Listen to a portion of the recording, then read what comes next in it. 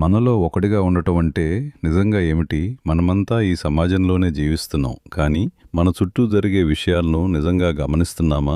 Social మీడియాలో ఒక వార్త చూస్తా ఉంటాం. ఒక వీడియో చూస్తాం. బాధగా ఉంది అని కామెంట్ చేస్తాం. అంతేనా? మన రోడ్లపై ఆకలితో కూర్చున్నవారు కనిపిస్తారు. మన పక్కింట్లోనే చదవాలని ఉన్న పిల్లాడు డబ్బుల్లేక ఆగిపోతాడు. మన ఊర్లో ఒంటరిగా జీవించే పెద్దవాళ్లుంటారు. మనం చూస్తాం, మనం వింటాం, మనం మాట్లాడుకుంటాం. కానీ మనం చేసేదేమిటి? మనలో ఒకడిగా ఉండటం అంటే పెద్దవాడలా ప్రసంగాలు చేయటం కాదు, లక్షలుషులు ఖర్చు చేయటం కాదు. ఒక చిన్న అడుగు, ఒక నిజమైన స్పందన, ఒక పంచుకున్న భోజనం, ఒక కొనిపెట్టిన పుస్తకం, ఒక సహాయం చేసిన చెయ్యి.